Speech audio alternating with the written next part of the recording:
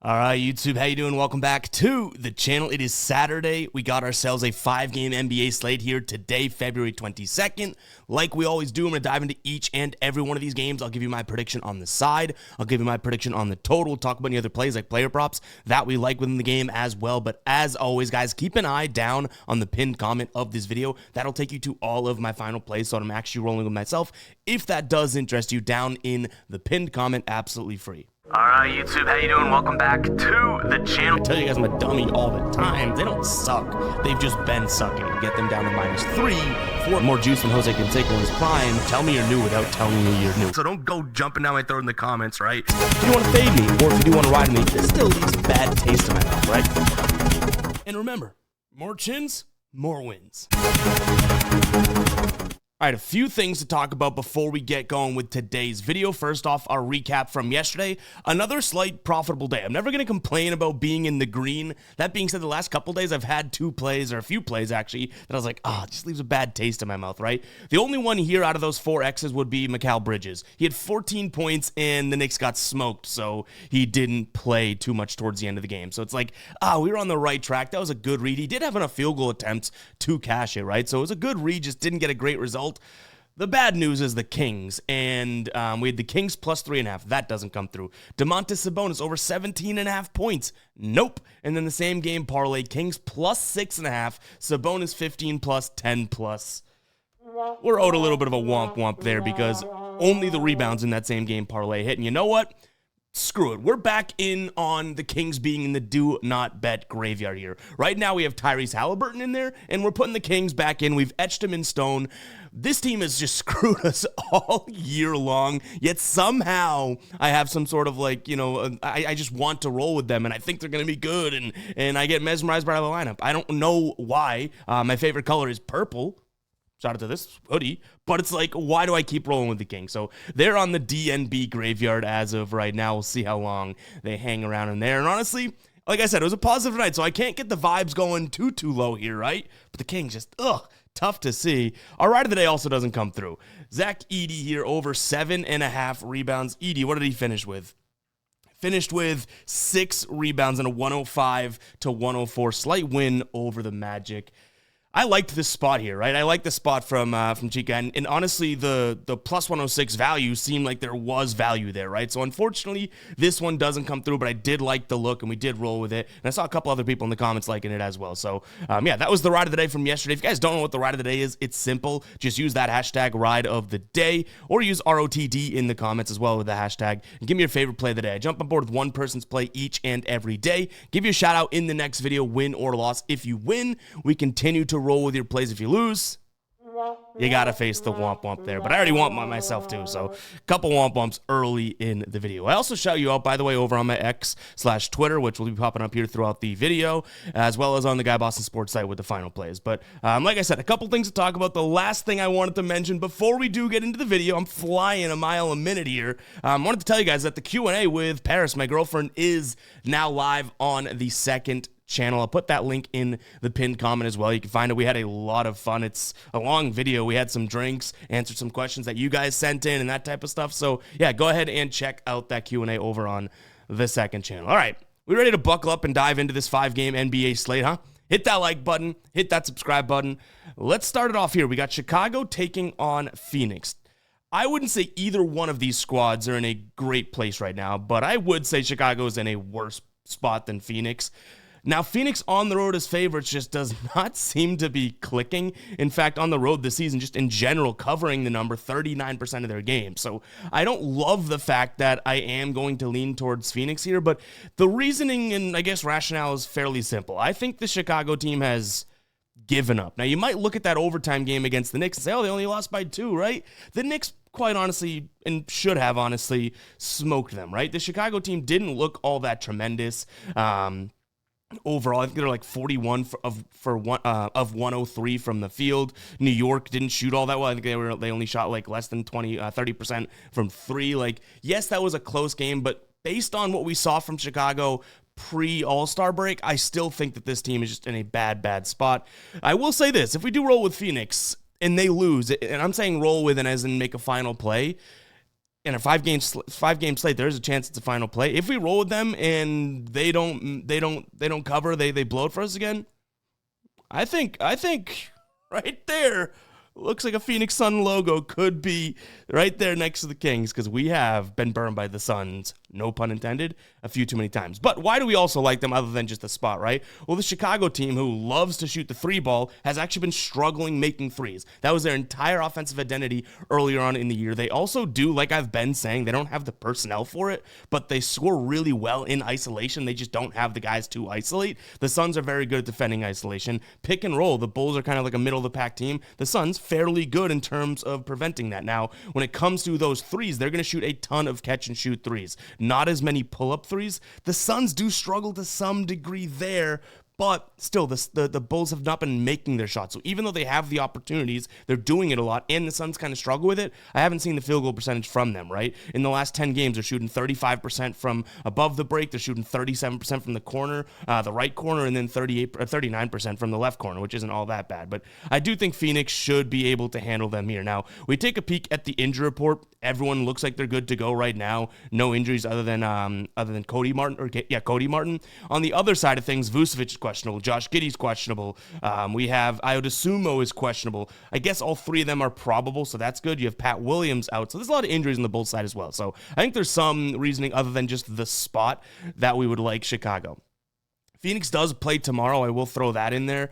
They're playing against, I want to say, the Raptors. I might have that wrong, but the Raptors. But either way, I don't see them being like, oh, we got to look forward to that game over this. So give me Phoenix. I rambled about that for a while. In terms of what we have from a total, I don't mind the under. We're still going to get some big numbers from this Chicago team because they play at a fast pace and they chuck threes. But until I see them making threes, I don't mind an under, right? We hit them on their team total under against the Knicks the other night.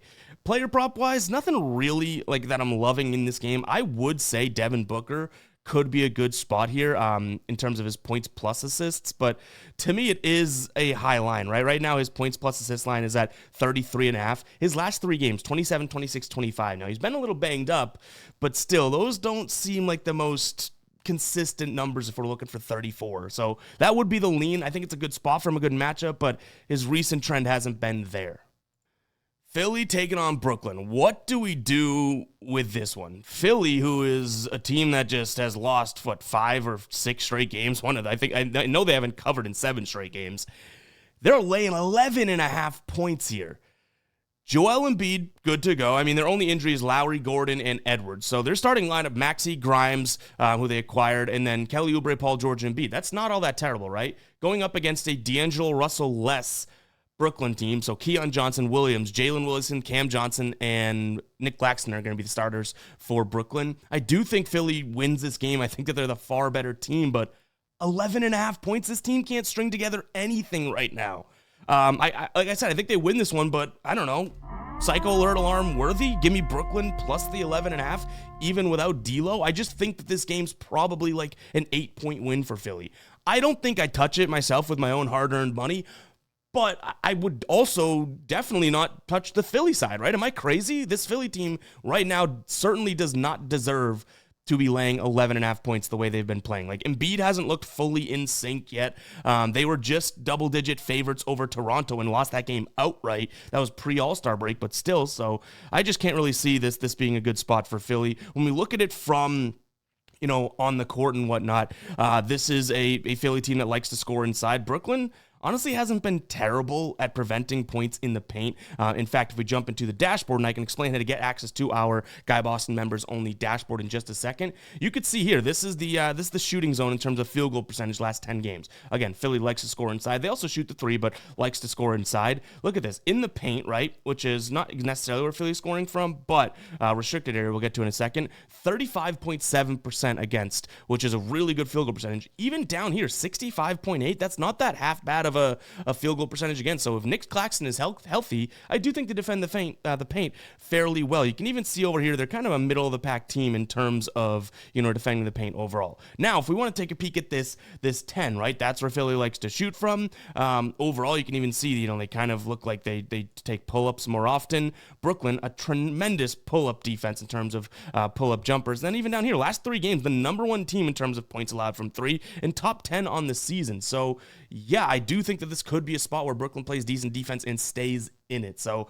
I'm going to lean towards Brooklyn plus the points. Again, I don't know if I can really get my own money down in this game. That seems kind of crazy overall. In terms of a total, I don't mind an under either. I think both these teams, Brooklyn's offense stinks, and then Philly, their offense doesn't look all that great, and I do think that Brooklyn has some pieces that could kind of slow them down. So give me an under 212 in this spot as well. Player props, I would consider taking a peek, and I feel like this guy can easily burn us, right? But I don't mind an idea of Tyrese Maxey under 3.5 threes. He's played them twice this season, 3 threes and 2 threes made. He went 2 of 6 last time they played, and 3 of 6 the time before. For him to go out there and get 4 threes, I really don't mind it. Now, if we're looking at the under, I think it's like minus 160 right now.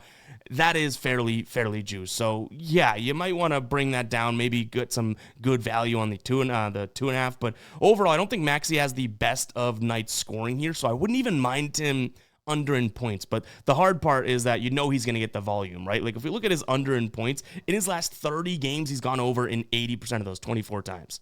Embiid being back brings his line down just a hair, and he's been crushing it, right? So yeah, I still don't mind his under. We might roll with it, but man, is he a guy that can certainly burn us. You know what I mean?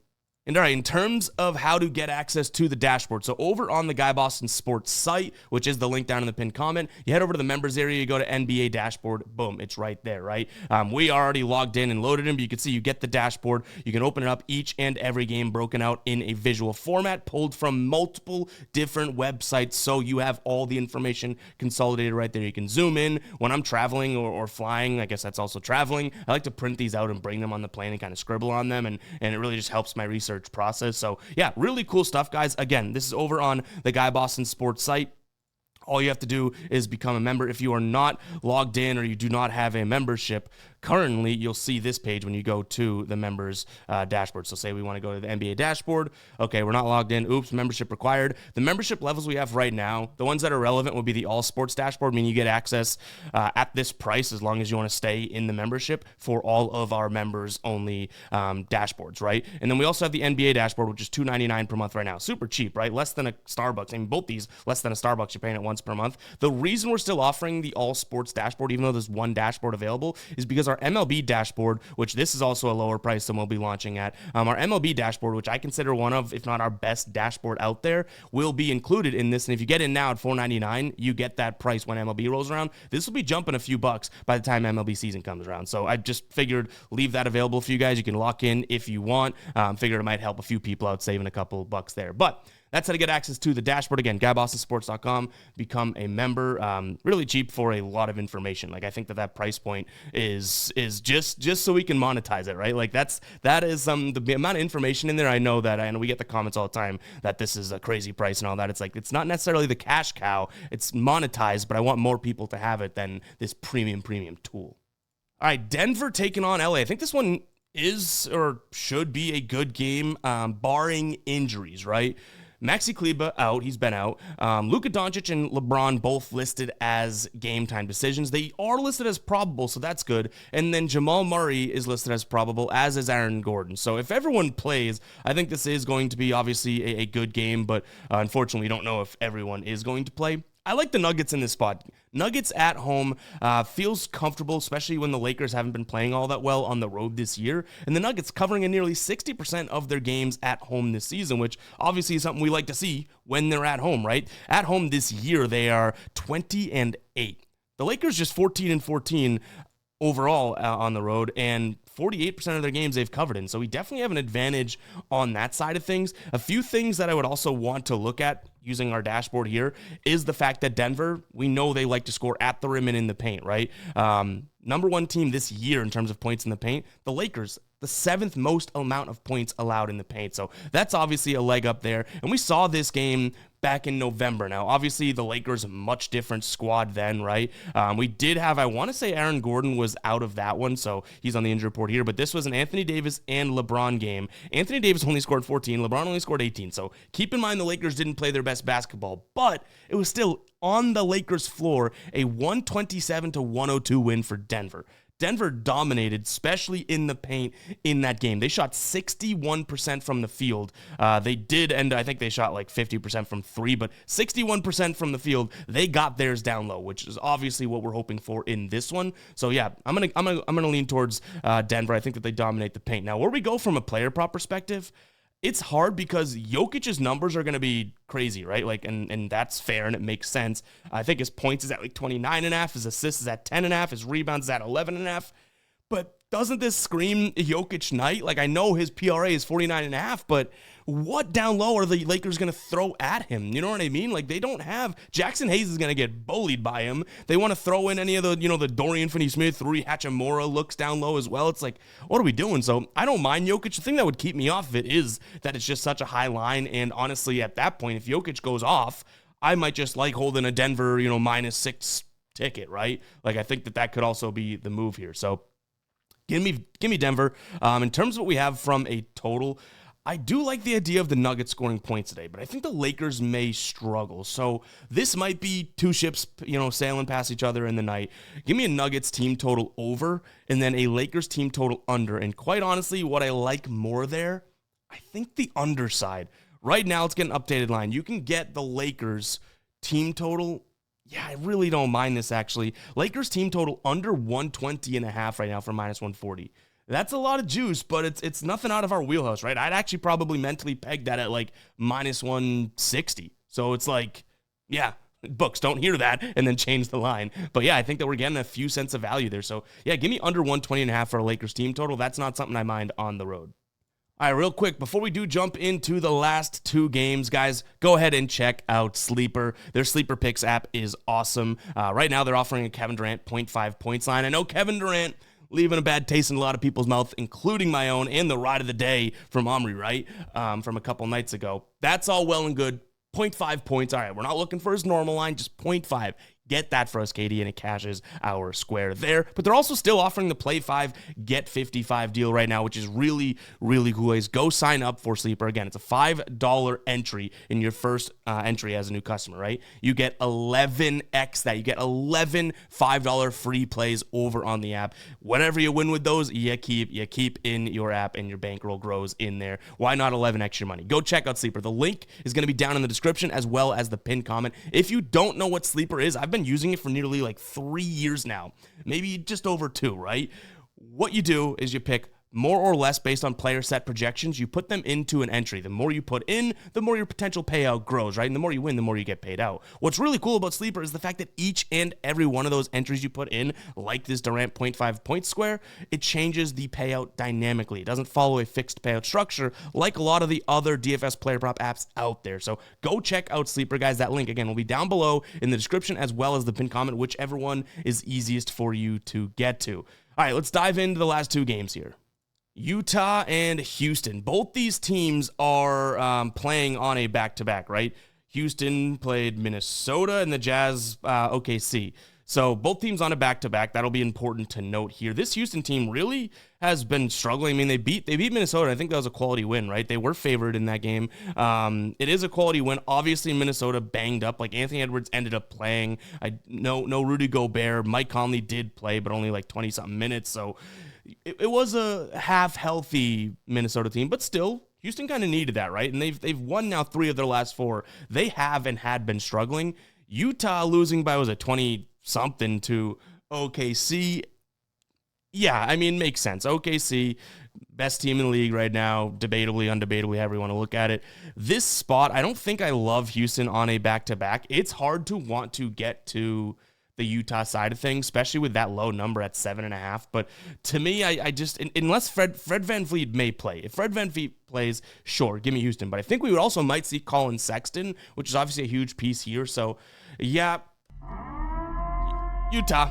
plus a 7.5. It's just too many points here. I think that they should be able to shoot fairly well on this Rockets team. Even though the Rockets are a good defense, the defense totally hasn't been clicking, and something's been wrong with that Rockets team. Now, if they win this game handily and they kind of go on to start putting it together, then we know the Rockets are back to what they were doing, a couple weeks before the All-Star break, right? But I'm just not ready to make that claim right now. And Utah's interior defense hasn't been all that poor, which is where Houston likes to score from, right? Another peek at the dashboard. You can see Houston obviously likes to score. Well, Utah, not all that terrible at defending the rim and the paint. Also, rebounding. That's an edge where Houston has over most teams. This year, Utah is actually a top 5 rebounding team. So there are some angles to take, especially if Utah does start to run. I don't think Houston's built to run, you know what I mean? So there are angles to get to Utah. Much like us leaning towards Brooklyn, it is kind of crazy. I think that Psycho Alert Alarm is warranted because you only, what we've liked Utah with is when they played the Suns, what was that, a couple weeks ago, and we took them plus 10, plus 10.5. It's I like those numbers. 7.5, I don't know, especially if the Rockets are starting to click. This is one where I'm clearly not confident, and I know the guppies in the comments are going to be like, why are you even talking about it if you're not confident? Because we talk about every single game, and I like talking about sports. Sue me. But give me Utah here in this spot. What we have from a total perspective, we have this pegged right now at a 118 to 113 win for Houston over on Score Predicts. Predicts spelled with an X at the end, Predix, so scorepredicts.com, our new prediction model website, completely free to everyone for now. We also have the NBA prop finder on there as well, so go check it out. Again, scorepredicts.com. Spell predicts with an X. We have it pegged as a 118 to 113 game. I don't mind that final score, to be completely honest. So I'm going to lean over because I think if Utah does stay in this game and like our projection has it to keep it to 5 points or so, I think that this one could kind of start to get going because Utah does play with the pace. If the Rockets run away with this and kind of smoke Utah, it'll most likely be an under because the Rockets will get the ball, make the most of their possessions, give it to Schengen down low, and slow things down, right? So that's kind of how I envision it. But even on that note, we're going to need to see the guards really thrive here, right? Because I think Sengun could have a tough night, given the fact that he's going up against the beast that is Walker Kessler, and I just mean physically. So I don't mind Alperen Sengun here under 19.5 points as a player prop pivot either. This is a spot in which we saw Bam Adebayo kind of struggle against this Utah team a couple times, right? Bam had 5 points in one of those games. Jokic crushed him, Embiid crushed him, Sabonis went under his line, Hartenstein went under his line, Zubac. These are some recent centers that played against them. So yeah, I don't mind this spot. I think if he wants to get to the rim and get to the hoop, it's going to be tough because, one, Walker Kessler's just a beast, right? So obviously we want Walker Kessler to be playing well. But overall, even John Collins can kind of get to harassing. Jabari Smith Jr., by the way, I didn't even mention, healthy, good to go now for this Rockets team if you didn't know. So that's an upgrade as well. But Utah, the over, and then lean towards Sengi's under. Portland taking on Charlotte. If you guys made it this far into the video, I really do appreciate you, especially because I feel like we're just having a good time today and I'm just rambling about a bunch of stuff. I don't know, maybe just in my brain, but overall, yeah, and I just realized I look like an Easter egg with this outfit, so hey, maybe that's a good thing, right? Comment 22 if you made it this far into the video. Let me know that you're hearing this craziness. We got Portland taking on Charlotte. Now, you take a peek at the injury report, and DeAndre Ayton out, and then Thibault still out for Portland. Okogie and Jeffries out for Charlotte. So, meaning LaMelo Ball, Mark Williams, Miles Bridges, all good to go here in this spot for them. I don't think that, this Portland team is what it was, if it does that make sense. They were playing such good basketball. I think they've kind of lost the touch. Charlotte, on the other hand, I would also say is kind of up and down, but with LaMelo, they can contribute to games, right? And with 4.5 points against a bad Portland team, I think all you need to do is be able to contribute. Now, they stink on the road, but they also stink at home, so I don't want to put too much stock into that. I think I like Charlotte in this spot for a couple different reasons. First and foremost, I believe that, they're not a very good in the paint scoring team, but Portland has not been that great at defending the rim, especially with all the injuries to their bigs down there, right? So, great. The weakness of Charlotte offensively may come with a little bit of ease down low, and Miles Bridges has been cooking, a guy that likes to score in the paint. Maybe Mark Williams kind of gets it together, right? And then, on the other side of things, you look at, where Portland is good defensively. They've been covering the perimeter fairly well, but Charlotte's a very good, I hate to say it because it is a lot of quantity, right? But they do score a lot from three. Think about LaMelo, and even at the beginning of the year when him and Brandon Miller were just jacking.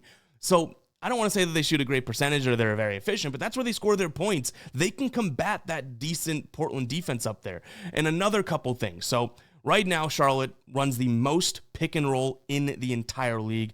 We have that built into the dashboard. You can see it right here, right? The number one team in terms of pick and roll frequency. They're going up against the worst team in the league in terms of score percentage. This includes fouls and any points related to the pick and roll, to the ball handler, right? Also up here, and you can see actually, Portland runs a ton of pick and roll as well. Charlotte's pretty damn good at stopping it. Charlotte, in terms of isolation, they may be able to get them as well.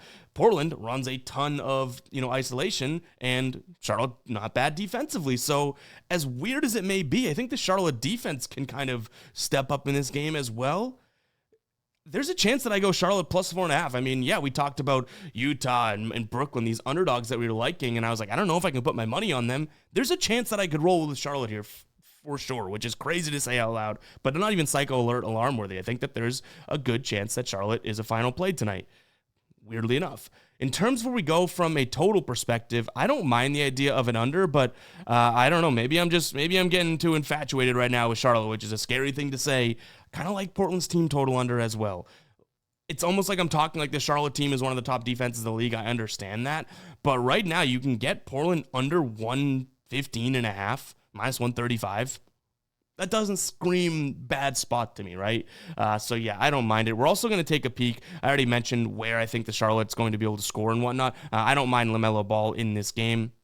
We took his assist last time out, didn't come through for us. It was at 6.5. It's at 6.5 now, but now it's juiced, which we got it for plus 100 last time. I'd probably look at either his points or his points plus assists here in this spot. That's kind of where I'd be considering him. And then in terms of what we have from a Blazers perspective, I don't mind Anthony Simons under in points. Right now, his points line's at 20.5. He had 27 last time he played Charlotte. But like I said, I think that this defense is kind of stepping up to some degree in a weird way for this Charlotte team. I also don't mind if you can get a line. I haven't seen it ever, but Scoot Henderson under 12.5 points, really targeting the guards here in Portland that like to run the pick and roll and looking at their unders. That's where I'd go overall. So guys, that's going to wrap it up for today's show. Hopefully you guys did enjoy. If you did, go ahead and smash that like button, hit that subscribe button as well. Hopefully everyone had a great Friday. And if I was rambling a lot in this video, I apologize. I don't know. Maybe we had too much coffee this morning.